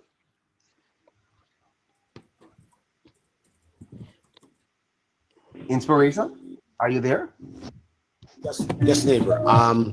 You know, surprisingly, I happened to be watching the PMP in Sam Sharp's career to hear what they were saying. And you know, as I heard from one preacher once, he says, you got to know the bad to preach the good. And so I listened, and there were some announcements coming from Mark Golding. And he tried to sell the program as to how a 3.5 is doable. And he's saying, based on the economics and the way the economy is roaring, they forecast and see where the debt reserve is going to be lower by the end of the year to maybe in the high 50s. It's below 60s. And so he's trying to sell the crowd that, yes, this is possible. And I said, wow, now I see where they're going. They're going to deplete all the money that we have in savings. Now, and someone said tonight that I didn't hear the Andrew Honus. I heard you guys talking. I couldn't understand why. What was this big announcement? But now I see where all of this is doable from the Andrew Honus of the government. And if it's one person that we trust that can do this, is Andrew Honus. And I just want to say that a Nigel Clark might be not up front and in the picture, but I believe Nigel Clark is playing an overlapping role here. If you're in football, you understand when the coach set the field and you have one person kind of plays a a dual role. That's where my Nigel Clark is. He's overlapping right now. And so I believe this is a stroke of brilliance. I didn't know he was in St. Catherine, but to hear this announcement, it's nothing but a stroke of brilliance. And I now know, and I want to wonder what they have up their sleeve, because they have nothing to encounter. They have nothing to counter this. And so I think it's going to look good. One other thing I talked about that we discussed earlier about the labor laws, I do understand where they're going, that they want to protect workers, as also employers want to make sure they get maximum return from the people that are employed, but also there needs to be a more accountability where that is concerned, so that people are able to deliver, and people are delivering and working for what they pay, work for the pay that they're getting. So we need to do some fine tuning on that. But overall, it looks good, sounds good, and I think Jamaica is just about to take off. Inspiration, are you going to make it home for in time for voting? That's what I'm fighting for right now, neighbor. Yes. Uh-huh. That is my thing. I think by about Tuesday. Which constituency you voting? In a more central, west central, I think, St. James, the Malahoo Food area. Malahoo Fort. Malahoo Fort, which is Malahoo Fort. Yes, Malahoo Fort constituency. Yeah, you know, she needs every vote there. She needs every vote there.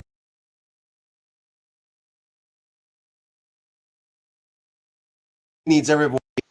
Yeah, if you make it down, please reach out to me before you return.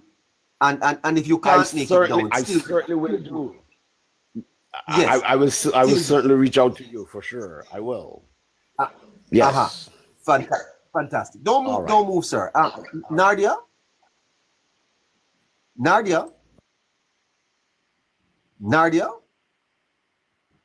I don't know what's happening to this young lady. She says she wants to say Neighbor. something. Why you keep on bringing up Nadia? No, man. This is Nadia's third time tonight. She's not interested in saying anything. She just get excited and want to come up here. Well, I don't know. She keeps saying that she was here for. Yeah. In the comments. In the comments, right? She keeps saying that. Okay. She wanted to say something. Hi, Nadia. Her microphone is muted. All right. So let's have final thoughts here, and then we can go. Barry, let's start with you. Barry, neighbor, I'll tell you. A wonderful night for the Labour Party. Yes. Go ahead. It was indeed a very good night, neighbor. The crowd turnout, the whole production, neighbor, was excellent.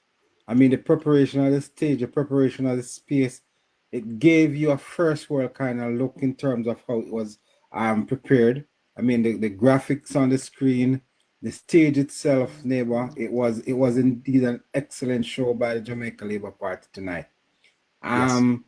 The presentation by the members of parliament who actually spoke, the speakers who spoke tonight, they were on point, they were on target, they were very forceful. I was saying to my wife that this Spanish Town meeting made everybody into a very good speaker tonight. They spoke very well, they spoke very passionate. And Currency Marshall, she came at the end there before the Prime Minister came, and she made a speech, neighbor, and that was very touching. That was, when somebody spoke from the heart. Currency Morrison is from Sligoville, up in that era. Her mother was a school teacher. She ended up becoming a school teacher, Her brother, a policeman, the other one was a social worker, and so on. Neighbor, she actually was a school teacher at St. Diego High School and was in G2K and actually started to making herself, presenting herself, giving speeches at different rallies until the point where she was called to become a senator. And neighbor, she spoke about that tonight in terms of she was very surprised when she got the call. And it shows how much the Prime Minister recognize people and their talent. And it doesn't matter where you come from, because she didn't come from a uptown Tapanara's background. And little her was called by the Prime Minister. Now she is a rising star in the Jamaica Labour Party. The Prime Minister himself, but when he spoke today, was very passionate, especially when he spoke on the issue of crime. He actually said to you that he believed when he said initially in 2016 that he wanted you to sleep with your doors and windows open. And a lot of people ridiculed him for saying that. But he stuck to his gun and he made the investment in the police force. He started with the Zozos. He started with the state of emergency. And having done all of that, neighbor, and he got the fiscal space within the economy, he invested over $90 billion in the police force to provide them with the equipment, the human resources that they needed. And now we are seeing a transformation of the police force. And then he said, neighbor, which was very telling, that tell me of any communities in Jamaica that you can say there's conflict between these two communities. And it tells you, neighbor, that there's a significant transformation of the Jamaica security apparatus and how they're actually dealing with crime. Neighbor, he moved on to tell you about a raft of issues that his government is contemplating moving forward. The One Road Authority, the driving home from off the highways into your homes. He wanted to make those a very good experience. He wants people to have water from different sources. And neighbor, he spoke of one project that we never heard of in Jamaica, hydro desalination project in Clarendon, where he'll be taking water from the sea, desalinating the water, and pump it down the hill, neighbor, which will generate electricity. And in addition to that, that water will now become potable water for people in the communities of Clarendon and some places in St. Catherine and Manchester. That's a game changer in terms of I hope we can delve into all of these a little bit more tomorrow, Barry. Yeah. So finally, neighbor, the big one, which is the moving the minimum wage from $16,000 to $32,000 in the next term. Neighbor, that took the PNP, it took the Jamaica Labour Party. It took Jamaica by surprise. Jamaica, and even people on the platform, neighbor, were surprised by the announcement. Yes. And tonight, neighbor, the Jamaica Labour Party leader, the Honorable Dr. Michael Olness, would have actually made his last chess move, and the PNP has lost the game. Yeah, I think Barry, we are going to wake up tomorrow to a new Jamaica. Yes. A Jamaica resonating with hope, with optimism, with expectation that things can be better. This for me, in my lifetime, is something that I will always remember. Neighbor, my own view. I was looking on the Olivia Grange, Desmond McKenzie, and some of the older members on the platform, neighbor. And they were saying, I wish we had this prime minister in the 1980s when we just entered politics. That was the look on their faces. You know, sir, the Bible says all things work together for good. Them that love the Lord, yes, sir. Yes, sir. So it is whole as his time. And I will say this as the 80s needed Edward Siaka. And I said that, I'm just saying that they are saying, boy, at this time, when this prime minister is going to do so much for us, we do not have enough time, you know, to stick around to see him take through all of these plans, because the age is not their friend at this time. So all I'm saying, they had to be around in the 70s and the 80s and the 90s to be a mentor to this prime minister, I understand for him to become this prime minister. And Siaka had to be the leader at that time to mentor them all. I understand what you're saying, but I'm just saying, based on what they are now seeing unfolding, they probably may be saying in their mind, I wish we had some more time. That's all I'm saying. No, not that I think they're saying, I think they're saying, I'm happy to work with this young man. Of course. And I'm so proud of him. Thank you, guys. Thank you. We have to leave it there. It's almost Monday. Bye-bye.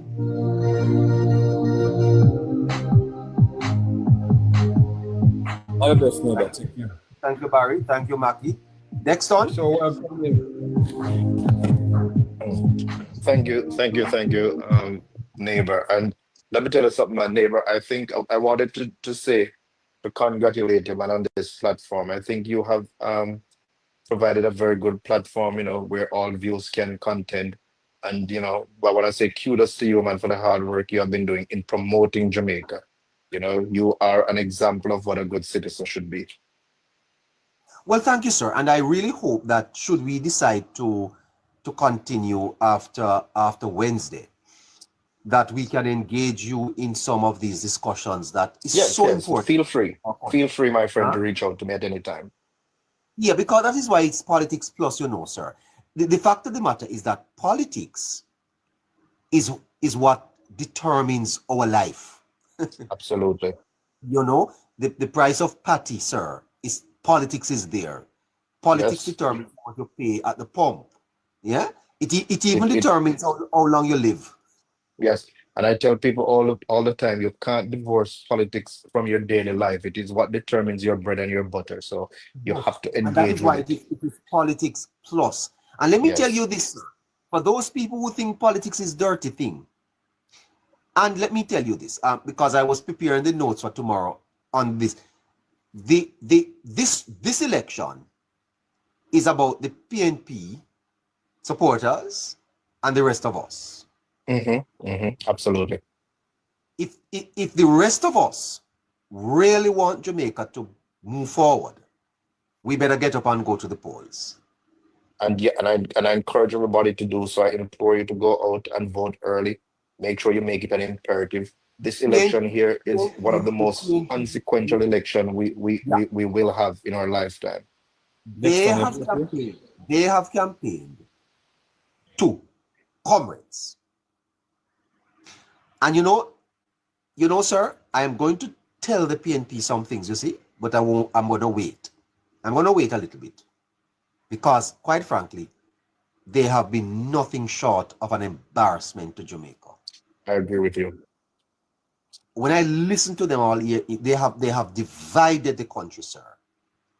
Even one of their own have come out and said, this blood and fire thing, you shouldn't do it. And what they have done is riled up their supporters. And they're going to come out in droves to the polls. But comrades only have about less than 400,000 people to vote for them. The rest of Jamaica, I think, is going to determine what happens here. Yes, and we have to This is not an election between the comrades and the laborites. No. This is an election about the future of Jamaica. And I'm feeling here that the future of Jamaica is going to win. Yes, the silent majority, the silent majority, the people who are on the fences, the people who are not divided regarding JLP or PNP, they'll come out and they'll make their voices heard. And I encourage them, neighbor, to come out and make it heard, let it be heard strongly. We can't go back to the divisive days. I want there to be a reverberating noise across Jamaica on Wednesday that I've never heard before. Yes. Which is why I was appealing to the people in the diaspora, sir, to get in touch with me, because we can change this, But it may be started late. Better late than never. If you still want to support your election, send us a message. And if you want to make a contribution to the efforts that we are making, then send us your information. We have a Zelle account. If you're in the United States, we have a Cash App. Or you can get in touch with us on our page. We can send information to you and you can get involved. Every Jamaican, at home and abroad, must participate in this election. You must. If you cannot vote, then you have to encourage someone to vote. Pick up your phone, call someone. Yeah, you may even have to send a little money to buy lunch, to buy gas, to buy water, to buy snacks. This is too important to remain on the fence. And if you remain on the fence, I'm coming to get you off. Exactly, neighbor. Yeah. You know, one of the disappointments in the neighbor As I said, sir, if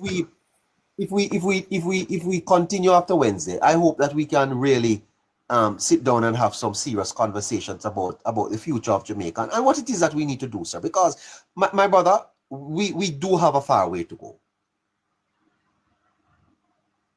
Yes? Indeed. All right. Take care, sir. And Maki? Yeah, neighbor, I tell you, it is just one of those crossroads we're at. We have to cross it. And you're right. Persons who have an interest in Jamaica, vested interest, should do everything to ensure that person go to vote. You know, it's as simple as that. Yeah. You know? You too, Maki. You have been here with me from day one. Indeed. Yes, you have been with me, Maki. You have been fantastic, a fantastic supporter of Politics Plus, and your contributions have always been so deep. I hope, sir, that if we continue after Wednesday, that you are going to be one of our continued supporter to have these discussions, sir. It's about Jamaica. It's not about politics. Yeah? Definitely. All right. Thank you. Take care. All the best, neighbor. Get some rest tomorrow. God's willing. Yeah. And inspiration? Yes, neighbor. Oh, it's Scratchy, man. He's on and off. I What's don't know. happening? He fall off the globe. But yeah, have you seen him recently? Yes, I heard what you're saying, neighbor. In terms of have you seen Scratchy recently? No, I haven't seen him recently, but I promised to give him a call to engage him in a little project. So, but I'll be reaching out to him in the days ahead. Okay. All right. Yes. Well. I hope we can talk tomorrow a little bit more. Yes. We will, neighbor. I mean, you'll be seeing me and hearing more of me. So, yes, of course. You'll be hearing more of me. You are also one of them that have been with us for a long time. Yes. In your country. And I support your request. Yeah. Okay. Yes. I'm in full support of your request, neighbor. All right, great. Take care. Yes. All right, no problem. All right, bye-bye. Well, listeners, wow, it's been quite a heck of a day. We need to go now. Okay, so I'm gonna be back tomorrow. Delroy is here. Let me see what Delroy is saying.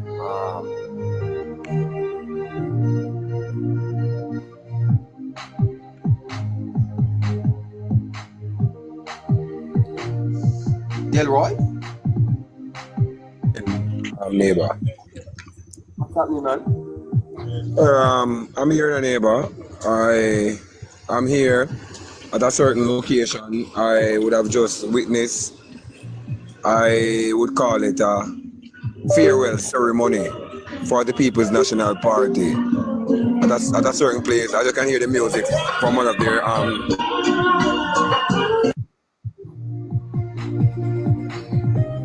Nadia? Yes, so I was here overlooking, neighbor, at a little gathering of the People's National Party. As you can hear in the background, it's one of their campaign motor vehicle.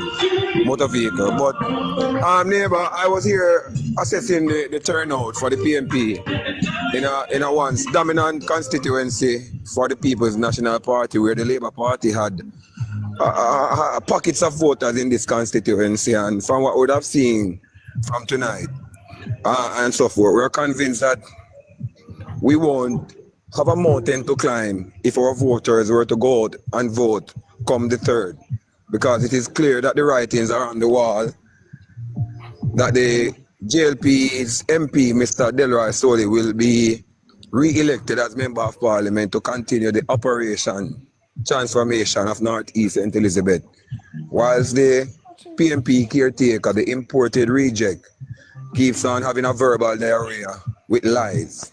She's a habitual liar who seems to speak nothing but perennial lies, neighbor. And since night, I would have overheard her uttering those cliches of lies. For example, she have repeatedly outlined that there are several roads in the constituency that are needing of the Sparks program. And that is a categorical lie, my neighbor. A lot of roads in Northeast St. Elizabeth, essentially the central government's road, are not in that deplorable state that requires the Sparks program. However, the roads has potholes nonetheless that requires probably the REACH program rather than the Sparks program. And according to the terms and the conditions of the Sparks program, those roads are selected by the people. But because when the Prime Minister speaks and their PNP people, they don't want to hear what the Prime Minister says. So if he's on a TVJ, they either turn off their TV, and if he's on the radio, they move to another station. So when he outlines as to how policies, programs, and strategies works, and so forth, they don't want to hear. So when they hear lies from their operatives now, they just run with it. Because according to the Sparks program, those roads are selected by the people who determine that, look, these are the roads, or this road is the road that most needing of the Sparks program. And she has been on platforms speaking about how the Member of Parliament would have gotten several millions. In fact, she would have uttered something about billion at one point. And neighbor, to see that she's going around spreading these lies. In fact, she even went as far as specifically outline some non-facts about black tanks, neighbor, after which several PMP supporters would have benefited from the black tank that the Member of Parliament would have gotten to give to constituents, be it JLP or PMP supporters, nonetheless constituents of Northeast St. Elizabeth. To the point, neighbor, where some of them would have actually said that them get Labour right black tank and them now vote. So if you hear her, that was just how some of these ungrateful people would have uttered in a neighbor. So I'm just using that reality to show you that even though she's bickering those lies, her comrades are on the grounds that would have benefited from Delroy Slowly's efforts are saying otherwise, even if they proclaim to or want to say that they're not going to. I mean, they're in two mouths anyways, but they are still not denying that they would have benefited from the Member of Parliament, which is what I'm speaking most about. So, neighbor, we're just basically realizing more and more why the PNP is not gaining traction across Jamaica, because the lies, they are not resonating in the way that they would have wanted the lies to resonate. Probably because the young people are utilizing their gadgets now, neighbor, and the younger demography are where the PNP are having its difficulty in trying to win over, or even the undecided, trying to get them on their side, because these people are reading extensively into information and listen keenly on both sides or to both sides, and deciphering between who makes more realistic sense rather than logical sense, which sometimes logical sense is sometimes far from the realistic sense, because while the logics might sound good, the reality on the day is different. So the people are choosing a more realistic type Member of Parliament, which is what they're having now of a Delroy Slowly. And they're adamant that they will keep this MP there to continue what he titled his duty as, which is Operation Transformation. And it has started in many ways across the constituency of Northeastern St. Elizabeth, neighbor. The Member of Parliament even has paternity and a school been built or was built in Roses Valley of Northeast St. Elizabeth in such a short stint. And we also want to remind, neighbor, the people who are listening and those who are from the immediate terrains of Northeast St. Elizabeth, that the PNP would have had a Member of Parliament prior to Delroy Slowly. And whilst he was Member of Parliament, I'm going to give a rundown as to how or the type of caliber Member of Parliament he was. I think he was a shadow shadow person in the Ministry of Local Government. I stand corrected, but what I do know for sure, neighbor, when the previous Member of Parliament for the PNP, which is Evan Redman, was here, he had 3 councillors. He had control of the local government, and they also had control, I suppose, of, well, not central government, but for most part, the PNP has always had control of Northeast St. Elizabeth, in or out of government, and having of the 3 councillors, even if they were to not be in government. And we want to ask them to tell us or tell the people who listen or who they seem to convince or try to convince, what has Delroy solely done less of that Evan Redman, the previous PNP MP that had the same time, uninterrupted without no pandemic or so forth, what has Delroy solely done less of that the previous Member of Parliament, Evan Redman, having of 3 councillors and government, or well, not government as I said, stand corrected, but nonetheless, a constituency that was wedded to them for many years. What are his legacies or his indelible mark left in the constituency during his tenure? And those before, what are their legacies? And we want to also remind people, neighbor, that we accept that the roads in Northeast St. Elizabeth for some parts where the MP is responsible are needing of sorting out. But nonetheless, these are not roads that happened ever since Delroy Solly became MP. So we're making no excuses, neighbor. We just do not like the unfair criticism that the people are giving to the Member of Parliament in relation to the roads. We'll catch up with you tomorrow. Thank you so much. I appreciate the time to disseminate some information, and I really would want to speak to you some more in depth in terms of going forward, except from the constituency level. Yeah, man. Tomorrow. No problem, sir. All right, listeners.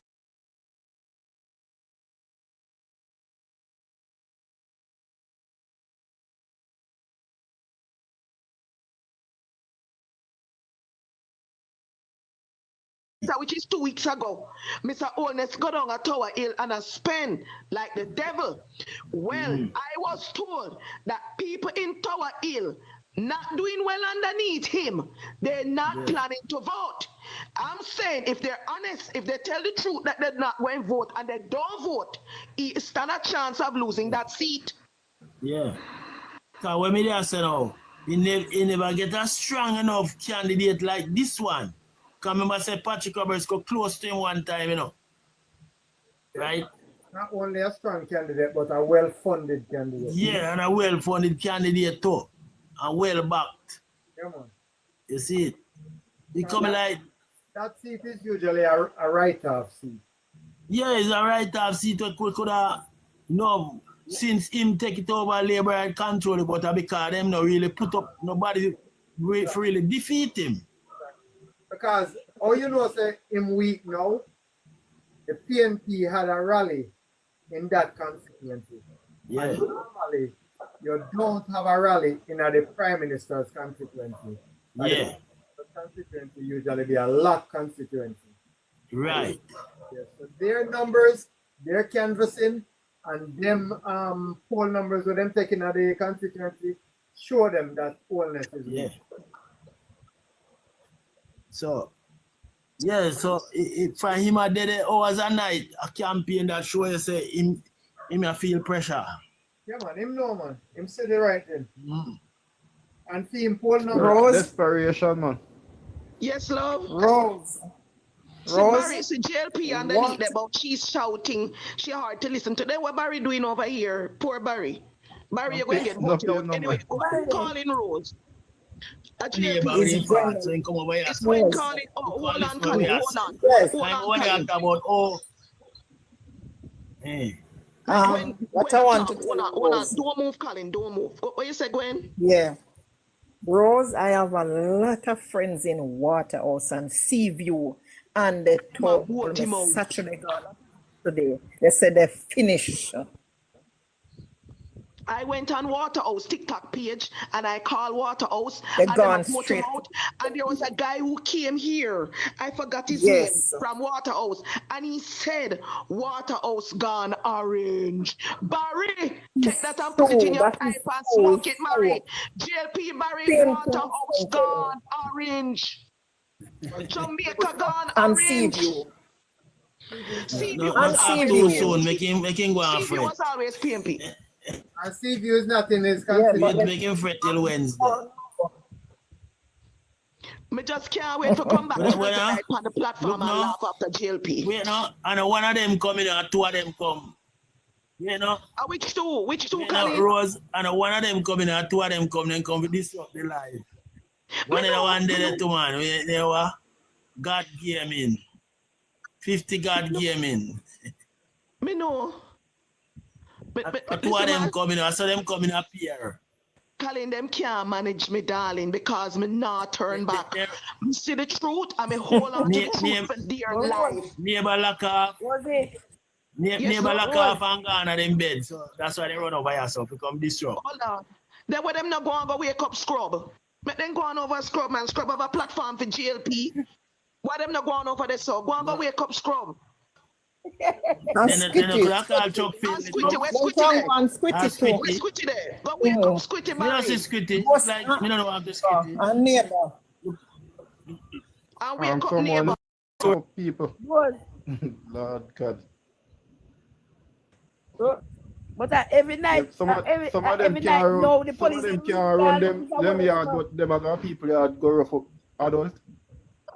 Who them a rough up, Charles? Who them a rough up? Okay. No, someone make a comment in there for us to us are rough up people. You know, so then we do it. Oh, yeah. I know. But let me tell you, Jamaicans, if them come and rough you up, not say nothing. Tell them say yes, you go vote later. No, them call the police. Call the police. Call the police. PMP. They call the police. If they call the police, say we analyze the people calling and we don't want them to analyze them. No. Call the police and lock them up. The police elephant up in you know. Every night, no. Just look while the amount of them that take Mark Golden on the platform just know it's a battalion of them. Good. Diane, this is a serious matter. Hold on, guys. You know, sir, you're right. Hold on, guys. Hold on, Taros. Hold on, guys. This is a serious matter. Calling up at the top, we need you. Calling up at the top. Blue and red, Colin, we need you. If people are being threatened, like what Colin saying, hear it. It posted. How do we handle that? The ones who are they're going door to door and are threatening people. GLP are threatening people. What we do about that? Not from Portland. They're not from Portland. Them a beat them from last month through. Them so them not vote for Anne-Marie. Because them say them have vote for Isaac. Well, princess, people, I keep telling you, you don't have to tell nobody who you're voting for. Stop telling people. No, hold on, Auntie Rose, hold on. Because when it's ISAT rally, ISAT have the supporters, right? So they see the rally and they know, because this lady called Andre and I tell Andre, so her son was going about his business and then back him up and asked him, say, why me not? I saw that one. I saw it. So him say, I vote for Isaac because Isaac free the world boss. And them start beat them up over Portland. But it's because Andrew did say them for meet, then judge and then make a, that's why we are sent to the police tonight to take back on respect and take back on self and put it where no belong. Because Andrew they turn on in a criminal and gunman. You understand? Let them get beat up from drone. No, you're right. When the princess, because I know Andrew got charged for the charge after the people report them. Exactly. So them to find back them rightful place and stop beat up the people them. So Jamaicans, I'm appealing to you. Do not go house to house, go beat up nobody for no politician, because the police will come out and unalive you. Because officers to the MPs, Jamaicans do not go to no door to door. For no $10,000 and $50,000 where you get, or if you get a million, the damn them get like $1 million. Even if you get do not go to nobody's house and beat them up to vote for GLP. I'm say I got trained them. Don't do it. My Jamaican brothers, don't do it. Because the police will come later and analyze you, and nobody now gonna feel sorry for you. Now your family, you're gonna leave your children fatherless. Do not beat up no Jamaican for no vote. Don't do it, GLP. It's not worth it. It's not worth your life. Don't do it. But nobody now gonna sit around again and take anybody and beat them up. Persons will retaliate, and they will understand that. We can't tell you that. Of course. So make them take ignorance and do what they want to do. And then when the police will go for them, because when it come out and it's said and it's all done,